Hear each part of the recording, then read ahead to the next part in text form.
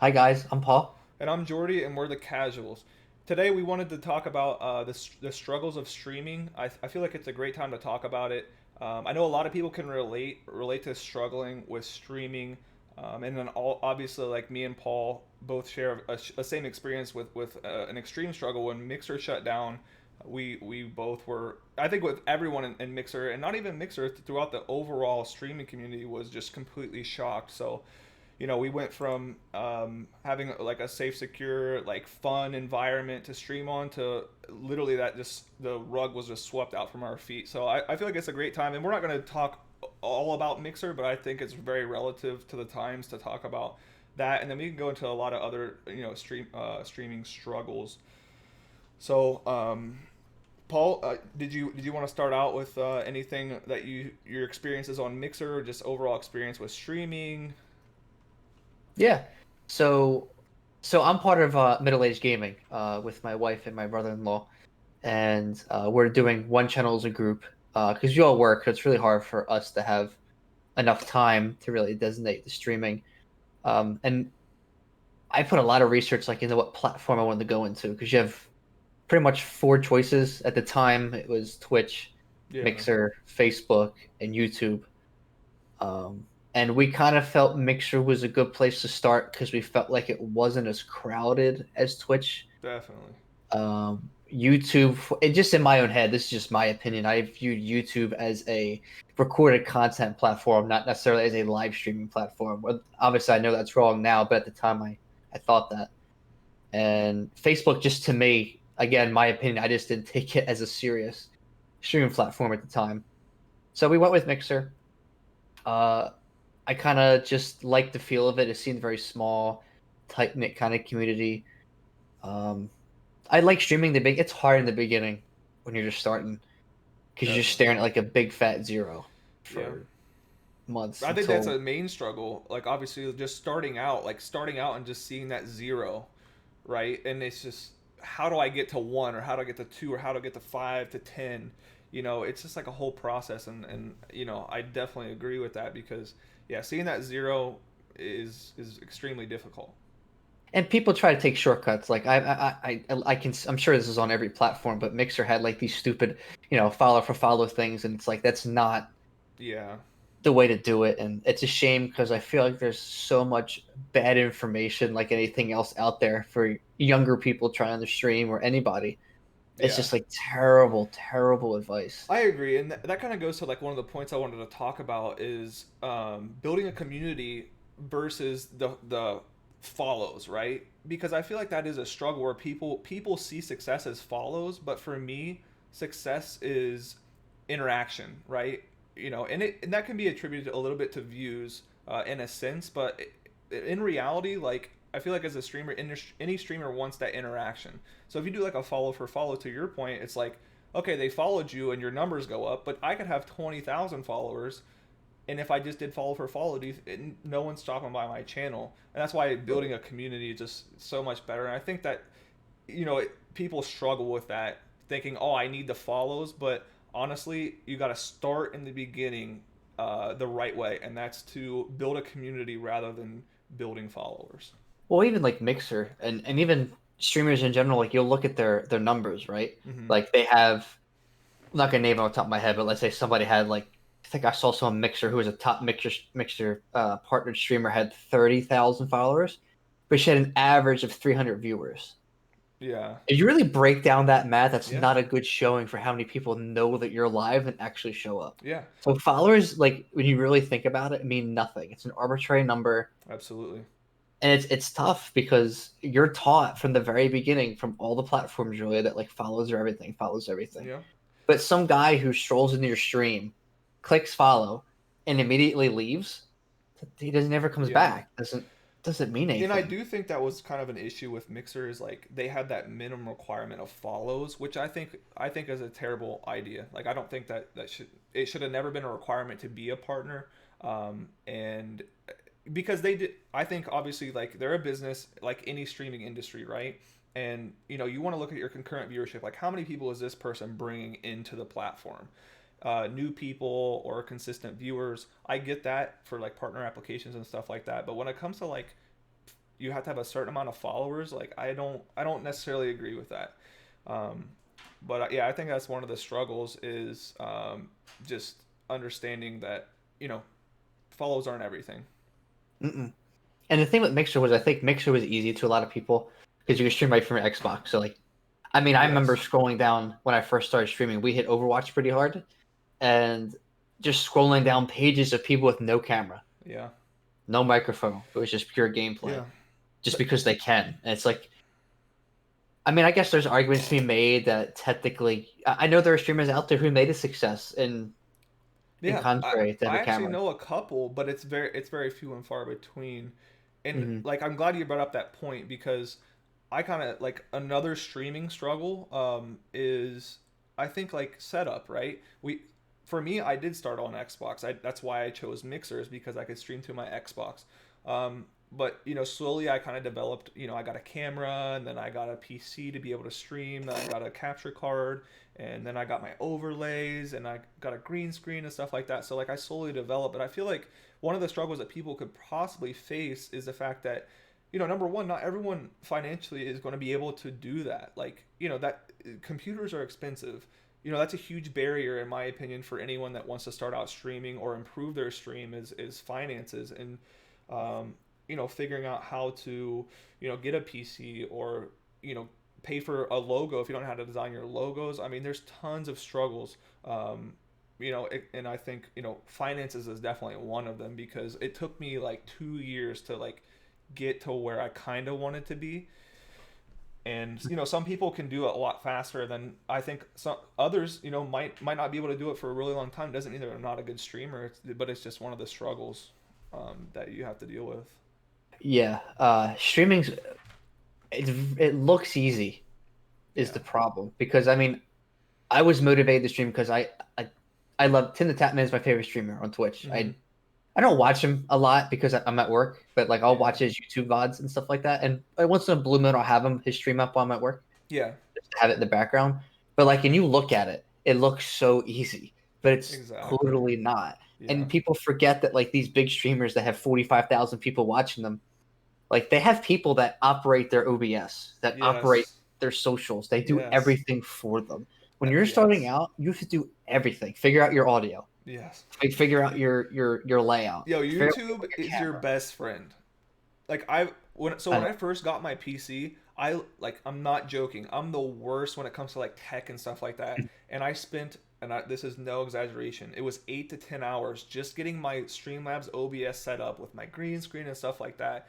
And yeah, it's crazy. And yeah, I think also one of my points, and it kind of piggybacks off of what you were saying, is I think people have unrealistic expectations because you're like you said, you're a viewer, you're watching someone, right? And then you're like, wow, they're successful. Like he's just kind of playing a game, and then everyone watches him. But there's so much back work that goes into it. And like you said, most of those big time streamers, they don't do that themselves. They have other people doing it. But I think unrealistic expectations, can lead to a lot of self doubt. And it's like, okay, I've been streaming every day for 4 hours for a year and I have four viewers, right? But Hmm. there's that aspect of streaming that's not just getting on the camera and getting on your console and gaming, right? There's a lot of back work to it. Yeah, and there's misconceptions too. Like people think, oh, I have to be like a professional player to get people to watch me. That's not the case. I mean, Exact. there's a Yes. demographic of people who will watch Shroud because he's the best at, that want to watch him wreck people at Apex Definitely. Legends. But like I Yeah. watched him and he's okay. He's not great. He's just a funny guy. He's entertaining. So it Yeah. just depends on like what you want your content to be. But Yes. yeah, Mixer, for example, I think one of Mixer's downfalls is it's every platform, Twitch, YouTube, Facebook, they're all bad at discoverability. Yeah. They only advertise their top people. It's very top heavy. Yeah. So for you to get discovered, it's your work that goes into it. It's you need to work your Twitter, your Excellent point. Instagram, your YouTubes. And no one tells you that. Everyone just says, "Oh, just throw a stream up and people are going to watch you." It's not the Mhm. case. The chances of someone seeing you are so small. Yeah, exactly. And like you're so far down that leaderboard, and it's like, how do you get discovered? And the answer, I think your point is like social media, like networking. Networking is huge. It's not just obviously I think a big part of it is social media, but I think another thing that people don't realize about streaming is you have to spend time in other people's community. Become a community member. If you want to build a community, first become a community member. With people that you enjoy streaming with, like-minded people, bounce ideas off of each other. Um, be a good community member, and then you'll know what it takes to really build your own community. No, Yes, it's like, and you learn from other people too. absolutely. I mean, even as a new streamer, you could watch other new streamers. Like, okay, yeah, they're doing this. That's cool, and kind of grow together. Like, Oh yeah. let's be honest, no one's putting out original content anymore. Everything's pretty much been done at this point. Yeah, It's and kind of like changing the little things here and there. I think, okay, so to get to that point about like um the same stuff, like same content, like over and over, it kind of applies to like, okay, there's not a lot of new games out there. So, we all want to play the games that we love. Like for me, I love PUBG, and I know some people might not like that. I don't know. PUBG has a bad rep, but I love PUBG. If I could stream it all the time, I would. I do love Overwatch as well, and I would probably split my time between those two. But the thing is so on PUBG, your discoverability, we were talking about that earlier, is very low because there's a lot of people streaming it, and that's kind of Mhm. why I went to like Overwatch, is because someone told me that they were playing it, some of my friends, and I was like, oh, okay, I'll try this. And at the time, I was playing tons of PUBG tournaments. I wasn't playing anything else. I wasn't getting anywhere with my stream. And then the second I started diversifying, like Overwatch, Battlefield, Vigor, and I would dabble in some Apex and bigger games like that, but like trying to stay smaller to the mid to small tier games like Overwatch, I think really helped me out. Um, I think that helps out a lot, is understanding your goals, and if you want to build a community and get the numbers, you're gonna have to reach out to a lot of different communities, because PUBG people aren't going to be watching Overwatch, and then if Mhm. you're streaming Overwatch, you could gain some of that community, and hopefully represent yourself in a way where they'll follow and come back, and they'll be a member of your community. It's tough when you're new because, like right now, for us, like we're playing Warzone pretty much exclusively. It's Mm-hmm. just I joked before Overwatch has caused a lot of mental issues in my I mental think fortitude over the anyone couple of that's months I viewing played this it. video that plays Overwatch totally understands what you're talking about, because yeah, it gets to me as well. It definitely Yeah, has its ups and downs. and like War, I love Warzone. Like in my and again, this is just my opinion. I think I mean, it's made by somebody who makes tons of money, so it's Mm-hmm. not surprising that it's probably the most polished battle royale that's come out. I mean, they're Yeah. constantly Whoa, whoa, updating whoa, content. Paul. All right. Let's. I don't know about that. We can talk about I, PUBG. I'm just. it's my favorite, Nah. I. but Yeah. to stream it is just like you're not going to get seen. Yeah. You have to sit down and think about, okay, you need to split your time. I really agree. It's tough because like Warzone, like if you go on Twitch and type in Call of Duty Modern Warfare right now, you'll find at least probably 25 pages of streamers. Oh So yeah. what are the chances of people finding you? And that Just goes back to the it's just not networking, there. right? You Right. you you gotta do social media and post, and just find your little niche or something that works for you. And sometimes that takes longer than others. And I totally agree with everything that you said. And I'm also of the opinion too that we were talking about a little bit this before we turned on the podcast, but Hmm. I don't think your platform of choice matters. Like I spent an exhausting amount of time trying to pick one Yeah. because I thought it mattered, but I think in the grand scheme of things, I probably does a little bit. Yeah. But it's more your social media that matters, your Twitter, your Instagram, your YouTube, and your other content. Because the platform is just the platform that you stream on. You I need to bring people to that platform. Yes, I agree with you. But I do have so I agree. But what if you were on the forefront of Mixer, right? Mm, Like, what if you were on the very first part? So it could matter if somehow like you're the guy, and then you get kind of sponsored on the front page of Mixer, and then Mixer kind of just lifts you up. So mm, like if you're maybe on the forefront of a new, imagine being like one of the first people to discover Twitch, right? And you were the first one, and Twitch kind of grew with you. Like you grow with Twitch as it grows because you were one of the first ones. And then right. obviously some people have came later to Mixer or Twitch and became very successful. But I think there's a little tiny percentage of maybe you could become the first. But True. other than that, yeah, I do agree with you.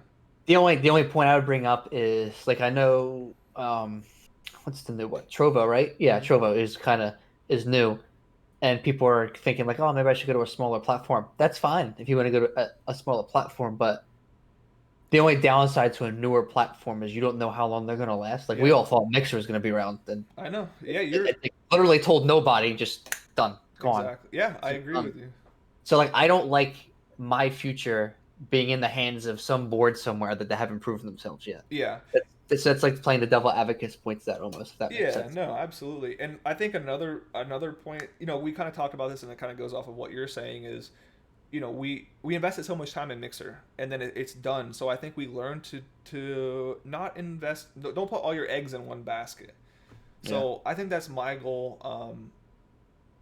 for my future. Like obviously I've already decided what I'm doing, but I that's why I chose two platforms is because I was heavily invested in Mixer, and it all goes back to like the hardware, the setup that I was talking about. Some of the struggles that people deal with is your hardware, and financially, you can't just go out and buy.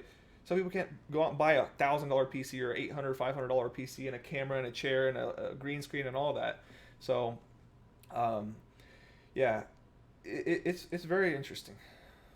And just streaming is a mental toll. I mean, like you're on like whether you're a streamer that's going to take on a persona, you're going to act like a character, Yes. Yeah. like a Doctor Disrespect or something like that, or you're just going to be yourself or whatever it is you choose to be. It's exhausting. I mean, I do 3 4 hour streams, Hmm. and I'm exhausted at the end. Yeah. It's not something I can do. I don't know how people do like the 8 hours a I know. day. I just don't know how people do. I don't have the time to do that, first of all, but I don't know how people do that. Yeah, and I think we talked about it as well. I mean, there's sometimes, like you said, the mental struggle is real, and sometimes you want to you should stream, just try to build your community and stuff like that. But then you get to your PC and you look or your setup, however you're streaming, and you just kind of look at it and you're like, I don't have the energy to do that. So yeah, I think another struggle would be, you know, energy, like whether it be mentally or physically, to either portray that character or for me, like I think you're the same way. We don't do like cosplay or anything. It's just kind of like we it's kind of easy. People think it's easy to be yourself, but like it is very easy to be yourself. But then you have to play the game. You have to look at the chat, interact, and make sure all your setup, everything's going well. And then you have like the real worlds out there too. And if something goes wrong, your wife, your mom's yelling at you, something like that. Like there's just so much stuff that really comes into play that it could be a struggle. And yeah, and then it causes the whole thing like you're like, oh, who really cares? I'm starting out, no one's really watching me, and then you feel bad because you go on like Twitch and you see somebody with 45,000 views. It's like, why can't I get one or why can't I get 10? Yeah. It's tough, and I think people need to go into this. If I give any real advice, is don't go into this and think you're gonna make that hundreds of thousands of dollars Yeah. because the chances of that happening are so small. Mm-hmm. I Just think go into this and have fun with it. yeah. I think actually some probably the most thing that we've talked about is just the expectations that people get because they of what you see, right? When you click on Twitch, you see the most successful streamers, and people are like, "Oh, I can do that," but it's very very difficult. Like for me, I was fortunate enough to be a Mixer partner, right? And with the help of a lot of other people, I reached that goal, and that wasn't my end goal. Some people think that reaching partner affiliate on Twitch or partner with Facebook or YouTube, that's your end goal. Honestly, that's kind of just your start, and Mhm. I think that's another struggle is people kind of reach like once they hit a goal, it might get stagnant, and then for me like I hit like a honeymoon stage where it was like, oh I got partnered, like I can get subs and like I'm on cloud Mhm. nine, it's like I got an email from Microsoft that they're partnering me, and then all of a sudden it's like things might not be taking off the way that you want. So a month later, you're like, dang, it's like, I gotta kind of reinvent myself and like reinvigorate it. So kind of goes back to like the energy part of it, and um, yeah, and then obviously with like Mixer shutting down, like that's a huge struggle that me and you both share. Is like you just got started and you were gaining steam, and your whole the three of you were just gaining steam, and then it was all taken away from you. Yeah, it's like starting from Yeah. Scratchy. Yeah, it's tough. It's tough right now.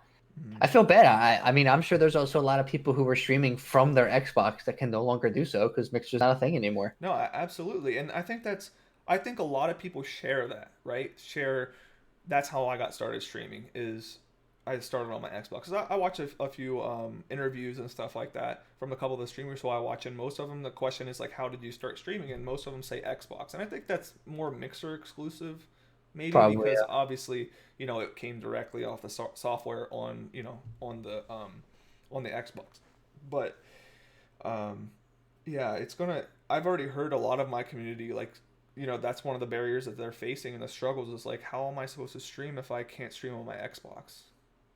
So It's a big investment, man. Like capture cards are not cheap. yeah, Computers are not cheap. yeah, especially and like when you talk about like younger person wanting to start out streaming, I mean, it's like, what do? Go ask your mom for money? It's like, Hmm. and then some people start college, like you got payments and stuff like that. It's like everyone's in like different situations where not everyone can just go out and buy whatever they want to start streaming, and so that's a huge struggle for sure. I think being a new streamer is tough too because you get a lot of pressure to do the whole like play with followers and things too. That's another Yeah. thing I've noticed. Yes. And you want to be very careful on who you bring in your game because then your stream can hear it, and Hmm. there are trolls out there who say things, and there's just people who just Yeah, and you're maybe responsible for say that things that you content. don't want on your stream. Yeah. You gotta be careful. Like I've always been reluctant to play with followers more so. Yeah, I think that's a I have some core members I play with, but besides that, I really kind of try to yeah. stay away from it. I definitely think that's a big struggle, but at the same time, like you don't want to seem unapproachable. Like you want to seem friendly and approachable, but at the same time, you don't want to be responsible for what someone else says. Because like I said, we talked about it. That adds to like that mental stress. Is like, okay, I have someone that I don't even know that I'm playing with. What could they possibly be saying? That could impact me. How's our gameplay going to be? Am I going to be like, oh my gosh, I got to go pick this guy up again? But also like you want to be approachable. So I think I've seen a couple people do like really interesting stuff as far as, you know, playing with followers. But for me, I think that is a struggle for sure. Is like trying to seem approachable, but also understand that playing with followers sometimes is not the best choice. Yeah, and I think going back to what I said earlier, of going in this with the correct expectations of I'm going to make all this money doing this. It's like I think it's like the top 0.01% are the ones making all the money. Yeah, Everyone else is just kind of making a little side money if they're even doing that. It's not easy. no, definitely not. And I think it goes also kind of goes back to the expectations is like, okay, oh, he plays, like let's say someone was watching you, right? And let's say Mhm. you have 15, 20 viewers, and then some guys like, oh, I can play better than him. Like I got 10 wins today Mhm. on this game, and he has 15, 20 viewers, and why do I have zero? And it's like Mhm. maybe Paul interacts with his channel. And another question, the biggest question that changed like how I went about streaming is, why would someone want to watch me or you, like anyone? This is a question to the viewers. Why would anyone want to watch you over Shroud or Ninja or Doctor Disrespect or any of their big streamers? And my answer to that is, you have to be unique in your own way. Like those guys are elite game players. They hardly ever look at their chat, so you really have to be involved through your chat, involved with your community. Mhm. No, I agree. I think it's fine. I'm going to reference back to Tim. I was watching him this morning, and he for 3 hours he was on just chatting Yeah, with his chat. that's awesome. And I've said that before, where I've done like like chat streams, just talking, and like I was like, wait, there's quite a few people here. Like I'm just chatting, and honestly, I think that I would say a safe number is like 75% of people, are interested in your personality and in building a relationship with you, rather than watching you play a game. Because like I said, they can go watch it. Someone's always better than you. Like Always. I was good at PUBG, but there's many people that are way better than me that they could go watch. So what makes them want to watch you? So I think tying into like what the theme of this podcast is like that's a struggle, is like understanding that it's not all about gameplay. There's your personality and what you perceive yourself to be is the type of community that you're going to build. 100%. Yeah, I think you have to have in mind like what kind of community you want to build. I mean, if you are really good at things and you're gifted, that's awesome. Just roll with that. Yeah. You'll get people watch you because I mean, I it mean, got. at first, like me as a viewer, right? I don't really get that much enjoyment out of watching one person dominate others. It's just not Yeah. the kind of content that I like. It's just me personally. Yeah, but like there are people out there like that. Like that's Hmm. why, in my opinion, Shroud, not a whole lot of personality.